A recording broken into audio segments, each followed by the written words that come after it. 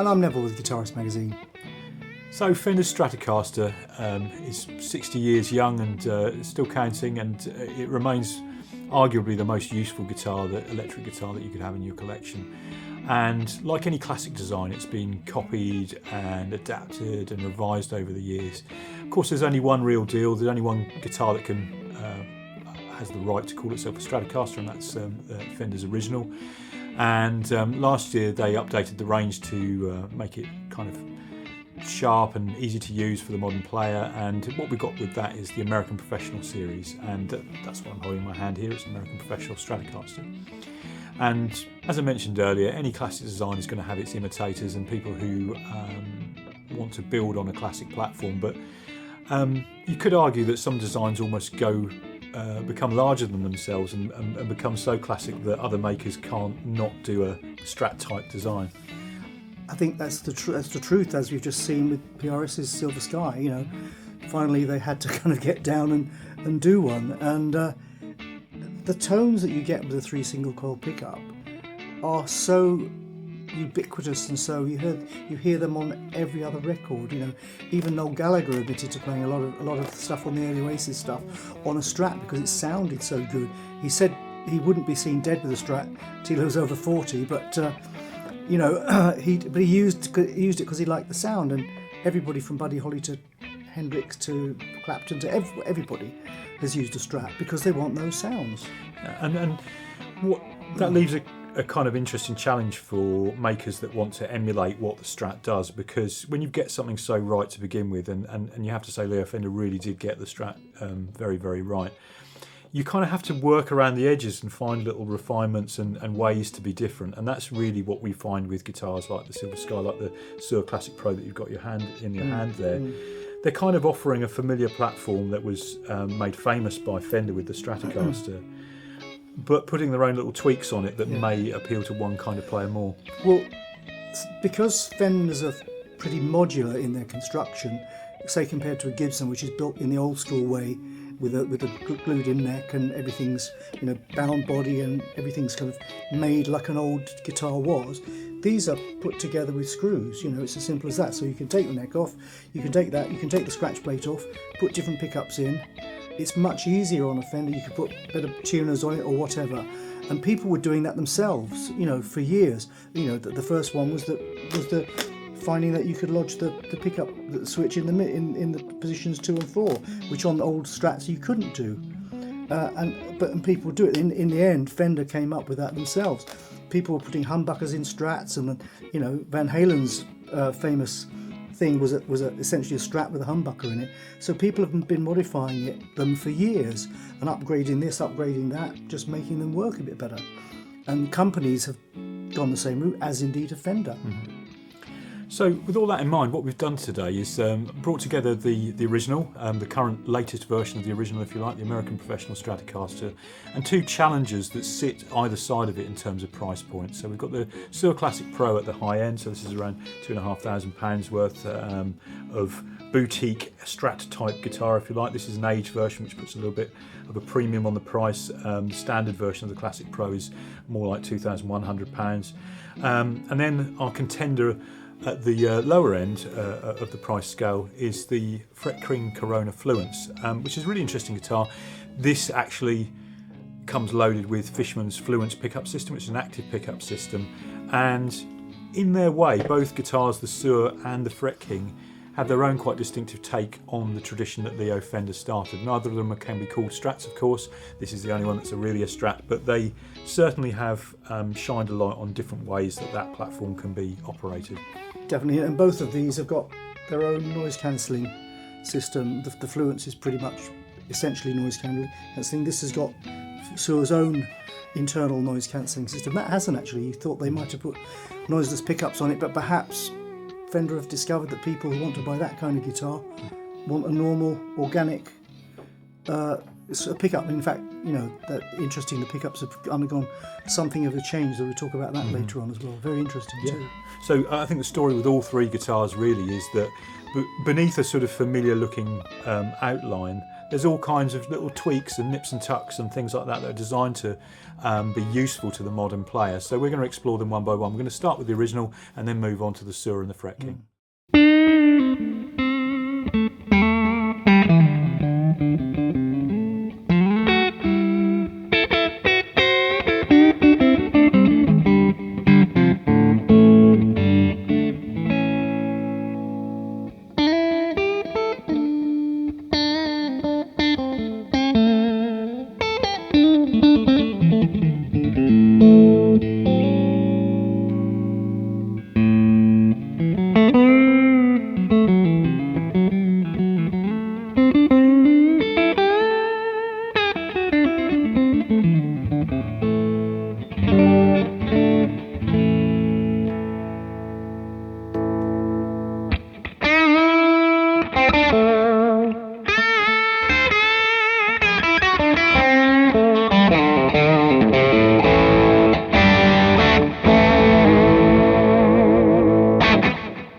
Okay, so let's take a little look at the original, and for thousands of players still the best.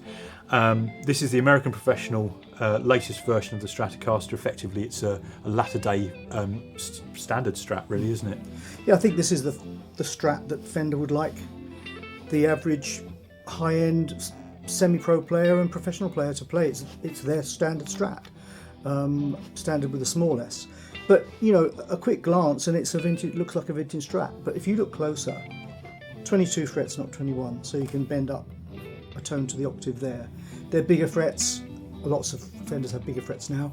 9.5 radius. It's quite a chunky neck, but it's beautifully rolled edges. It's nice and rounded. It just feels lovely in your hand. It's got enclosed high quality. I think they're Schaller, made by Schaller. Tuners, staggered here. These are a bit higher than those four. A free flight string tree which glides much better than the butterfly type. It's the same shape, good old same shape, quicker access there than the 6 holes of the old style. Same 4-bolt thingy here. Adjustable neck tilt there should you want to do that. It doesn't need it because it's perfectly set up.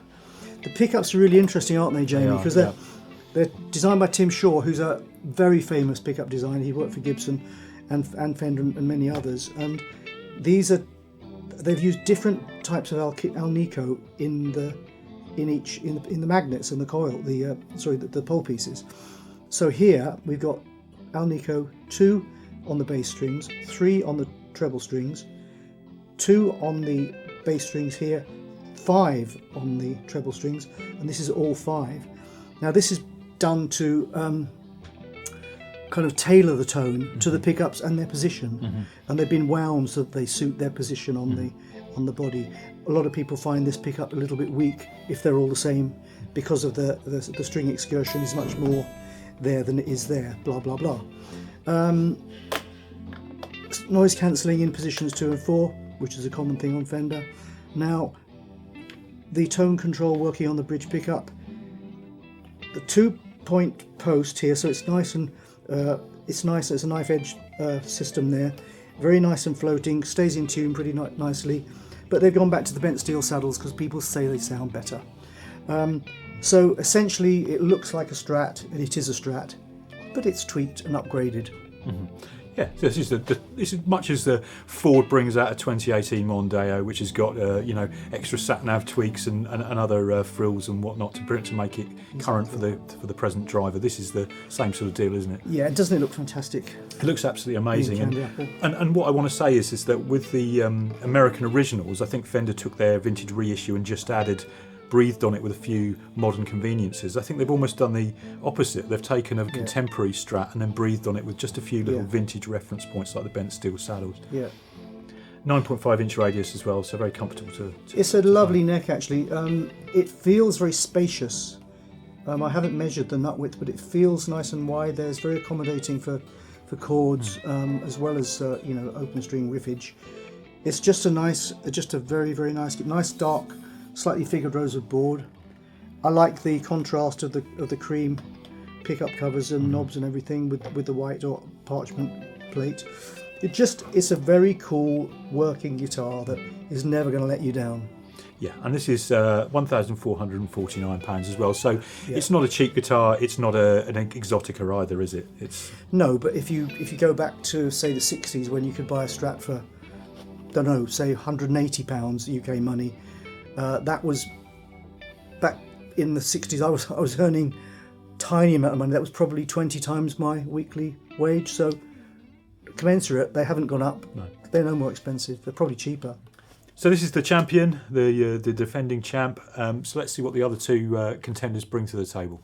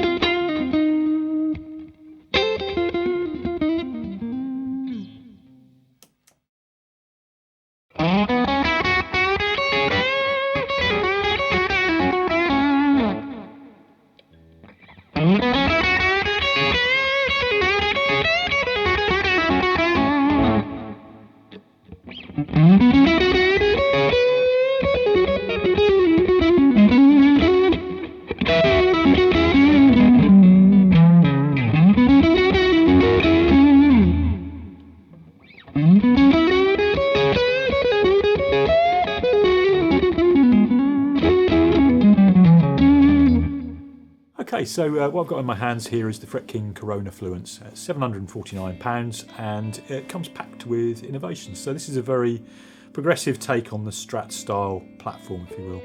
So up here at the headstock you've got easy lock tuners, they're locking tuners, and they've got dual height posts, so that sort of optimum tension over the nut and good tuning stability that's what this is all about. Incidentally, in case you didn't know, this kind of indented shape to the headstock, which makes it a headstock that they can put on here without getting into legal trouble, is actually meant to reflect the W of the designer Trevor Wilkinson's name. So that's what that's all about, little styling detail. 10-inch radius, so just a little bit flatter than the Fender American Professional.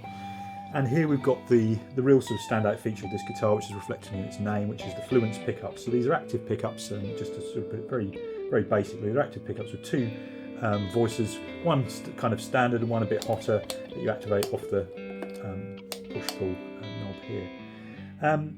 In other places, it's actually weirdly more traditional than the American Pro. So we've got a more traditional vibrato here, and medium jumbo frets. It feels very familiar, despite the fact it's obviously not a Fender Strat.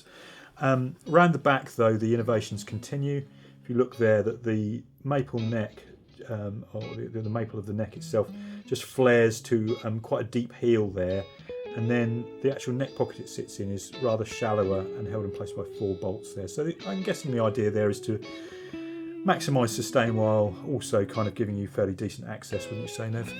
Yeah, I mean, Paulie Smith always talks about, you know, the bulkier the neck, the more rigid the neck, the better the tone.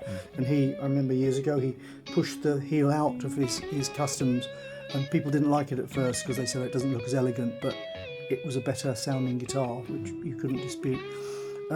Yeah, it is quite deep, isn't it? Compare the depth of that neck to the Fender here. It's quite this is, you know, where from here to here, that's markedly deeper. Yeah. Than that.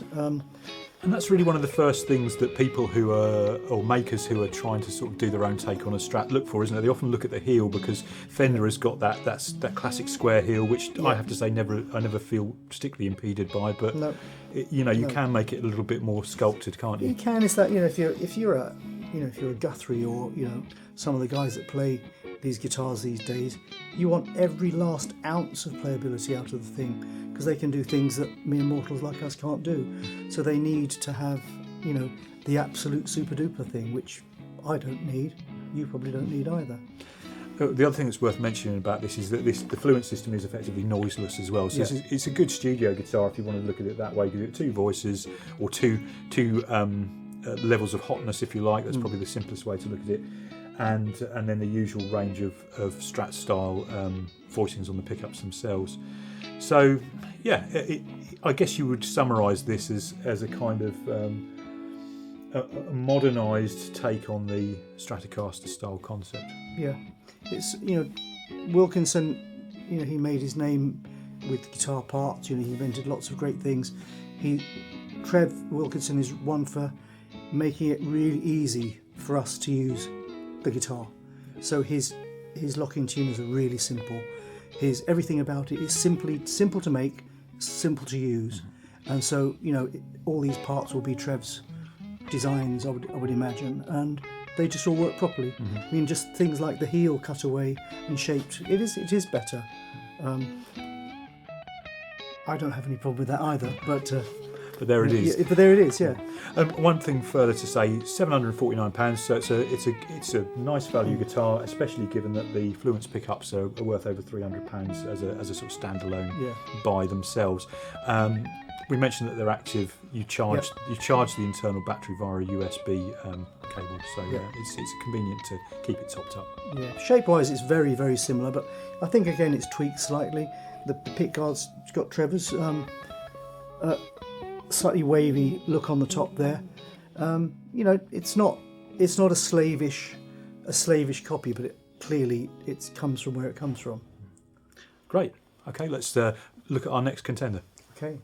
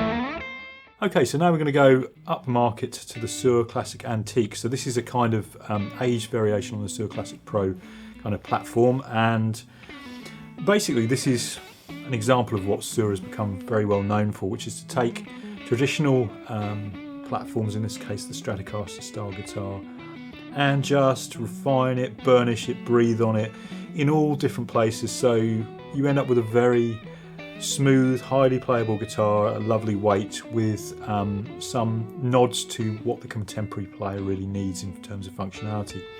So here at the headstock you've got Suhr's locking tuners with the staggered height posts, so that's again means you don't have to have a string tree to get great tension over the nut there. So there's a slight sense of contradiction in this guitar because you come to the body and it's got this light aging here, but everywhere you look you'll find quite modern refinement. So if we just turn the guitar over again, you've got a heel that's angled away there so that it becomes shallower at the treble end. Again, that's for nice access as your hand comes up into the upper frets here. It's 22 frets as the Fender was, so it just gives you that little bit of extra usability at the higher end. You've got Suhr's proprietary hum cancelling pickup system. So the pickups themselves are standard Mike Landau single coils, but the circuitry is designed in such a way that the pickups used together are hum cancelling. So again, quiet, easy to use, a quarter saw maple neck, gorgeous neck. Again, it's on the slimmer side, but a beautiful feel to it. And everywhere you kind of see the evidence of what Suhr is known for in these nicely kind of blended in contours and evident attention to detail throughout the guitar. Weighs about £8, it's a lovely weight, and there's funnily enough not that much more to say about it other than when you pick a Suhr up, I've always found them, they just kind of feel like a comfortable old pair of shoes, and I mean that in the best possible sense. You immediately feel at home with them, and your mind turns towards what you want to play rather than feeling like the instrument's in the way. Would you? Yeah, completely. I mean, I played this through the whole of this demonstration, and I hadn't picked that up, and I literally picked it up a few minutes ago, and I thought, oh yeah, this is lovely. But when you pick that up, there's clearly something about it. The neck's a little bit more matte. As Jamie says, the way it's, if you look at that, that looks more like it's come off a machine and hasn't had a great deal more shaping. You look at that, every detail about that, it's beautifully graduated into the headstock, as in fact old Fenders used to be. It's cool what he's done there with the way he's made the top end axis a bit better. He's done it differently to how Trevor Wilkinson's done it. He's just angled that down rather than chamfered it back. It's still a square heel like this, but they've just done it in another way. But again, look at that, beautifully chamfered and radiused into there. It's really lovely, because they can do that, because it's not a Strat. They can do what they want, and even there, it's really beautifully done. Everything about it's it's kind of like they've taken the classic guitar and stuck it in a wind tunnel to take every kind of edge of resistance off it. Yeah. So it's now as streamlined as it can possibly be. Yeah, and consequently, it's quite a tactile experience. And I'm aware we're talking not so much about a sort of bullet point list of highly progressive features. It's more about the totality of the care that's been sort of lavished on various areas of this guitar. Yeah, I mean, all guitars are handmade. You can't spit a guitar off the end of a production line. We often kind of make that kind of illusion when we write about guitars, but you can't. A guitar has to be made by hand. It has to be assembled by hand. That feels more like it's been assembled by hand than this does, because everything about it is just a little bit more refined, I suppose. And people do have this thing about brands like Suhr and Anderson that they're soulless. When you put that in your hands, that's no way that's soulless. That's as soulful as any Strat type guitar I've ever played. Yeah, I completely agree, and I love playing Suhrs. But the rub is that it's £2,599. Now the non-aged version of this is only $2,090. I say only $2,099. That's still a lot of money for a Stratocaster style guitar. So you'd have to be really sold on that kind of high-end feel and the very comfortable usability of this. Yeah, we've all got different pay packets, and so you get what you can afford and what you like, and that if you can afford this, you might think, well, actually I'll aspire to that later down the line. And this is really, I suppose at that £2,599, we're still a little beneath some of the output of the Fender's custom shop as well. The Fender Relic custom shop version of that's 3,100, 3,003 in this country, which is a lot of money now for a Strat type guitar. So looked at in that context, I suppose if you put it against its proper field of competitors, in terms of price point, maybe it doesn't look quite so highly priced, but it's a high-end guitar. What can you say? It's a fully professional musical instrument. It's not, it's not a toy. It's a proper musical instrument. It's like I often use the comparison of a chef's knives. If you go into a top kitchen and ask how much a chef's knives cost him, they're thousands of pounds because they're his livelihood. You ask a plumber what his most expensive ratchet is. They're expensive.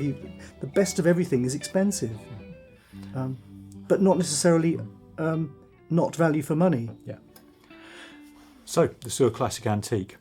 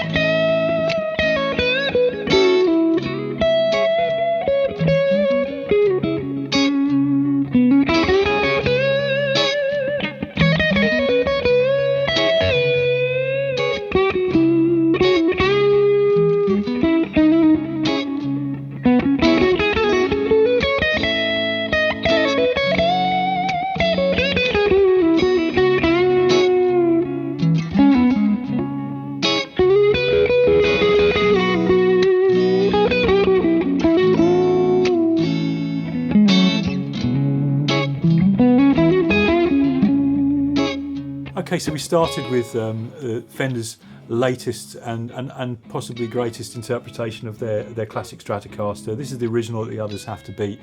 Do you think that's still true, Nev? Is this still the one to beat, the actual Fender Stratocaster? The one with the name on the headstock is always going to be the one to beat, because some people will only want a Fender. Yeah, a little bit like that myself. I'm a classic kind of guy, and so I like classic kind of instruments. So yes, it is the one to beat, and they all go at it in different ways, don't they? Yeah. What do you think? Well priced and featured for just over 1,400 quid. I think loads of people now will be happy to spend over £1,000. I mean, in UK price, this is probably street for 12. It's RRP is 15. That's a lot of guitar for the money. It's a lot of years of knowledge and expertise, and they've put a lot of thought and R&D into making this the best one they can do at this kind of price. So yeah, I think it's a great value for money. It's a really fine guitar. I could go out and gig this tonight, as I know you could, as could Eric Clapton. He wouldn't have a problem with this guitar. Yeah, so I think Fender have done themselves an awful lot of credit with their latest vision of the standard Stratocaster, if you will, but it's now called the American Professional Stratocaster. So I think good work, Fender. That's a really nice latest addition to the family. Definitely.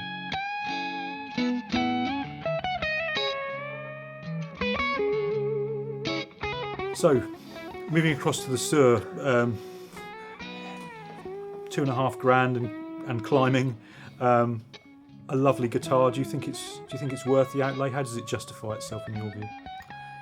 I think it justifies itself because it's smaller quantity of production, so more time is spent individually by the craftspeople on it than can possibly be done in a more factory-like production where they're making so many more guitars. I mean, this is a mass market quality guitar.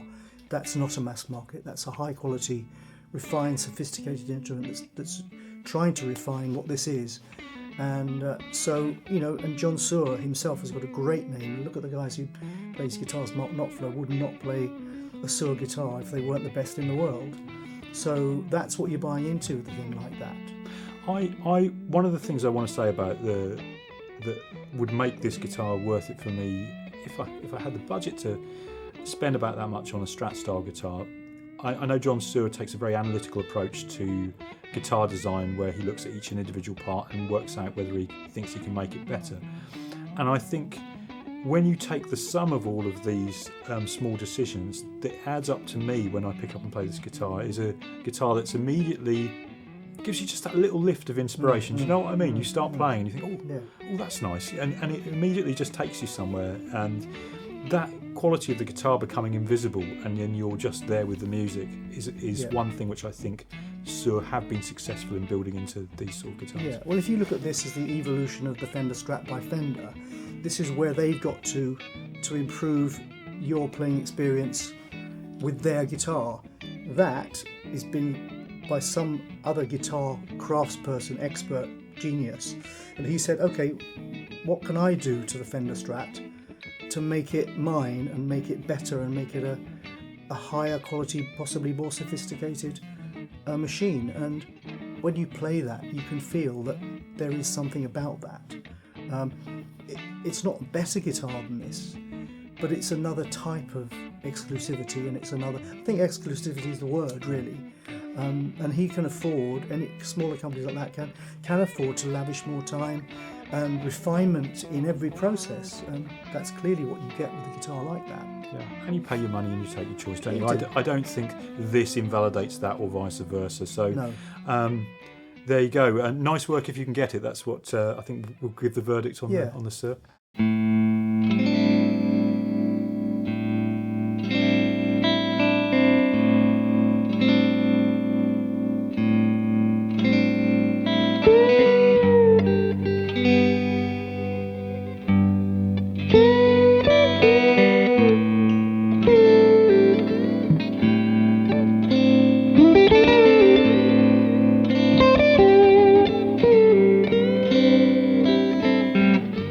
So £749 with a £300 plus pickup system in it. bags of refinements, plenty of originality. I'd say this is further from the Stratocaster template as a Strat style guitar than the Suhr is. Yeah. Get an awful lot for your money, don't you? Trev Wilkinson has got that real clever ability to make quality meet affordability, and he's a very, very sharp guy. He's a great guitar designer and hardware designer, and that really, we've never disliked a Fret King guitar. You know, some of his designs can look a bit outlandish, but the pickups always sound amazing. Everything works on them, won't let you down. He uses good quality parts and components. You know, the timbers will be good quality. Everything about that says it's been put together by a guy who knows what he's doing. Mm-hmm. And I think probably you could say this is the most contemporary voiced of the three, but that's neither a good thing nor a bad thing. The fact that it's silent in operation, a very stable system for, you know, great intonation, good price. Let's hear it for Trev Wilkinson, bringing in a product packed with features at a great price. Absolutely. So the crunch time, which one would you take home? It's a difficult question, this, because we've got a bit of a range of prices here. Before we started, and this is the truth, before we started I would have said I'll take this away. Having played that, and I've never been, as anybody who knows what I've said over the years knows, I've never been a person for the boutique kind of guitar. I like guitars that are classic guitars, but that's such a nice instrument. It feels so lovely in the hand, and it feels like you're playing something, you know, whereas this might be a high-end BMW, and I drive a BMW, so I'm not slagging off BMW. That's got much more of a feel of Aston Martin about it. Yeah.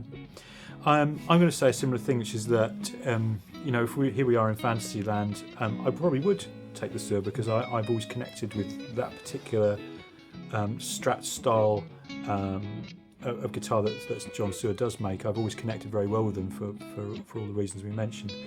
In the real world, I would be thinking very carefully about making a decision between these two. This is almost half the price of that. I suspect what would carry the day for me is the Fender name on the headstock. A lot of us like to buy and sell guitars, and actually something that holds its value because it is a classic name can be a useful asset, can't it, for guitarists who like to change guitars every now and then. Yeah. But if my budget was sub £1,000, there's absolutely nothing you would feel shortchanged by this Fret King. So do you know what? I'm gonna plump for the Fret King in the end, because Fender's always going to be a classic. I think it's still a defending champion for me, but at this price point, I think that's a smashing instrument. And very interestingly, we were talking about this before, Dave Burlock, who wrote the review of these in the magazine, he's given them all 9 out of 10, and that's 9 out of 10 in their price bracket. So that's a 9 out of 10 guitar at that price. This is, and that is. So for what they're aiming for, they've all hit pretty much bullseye. Mm-hmm. Great.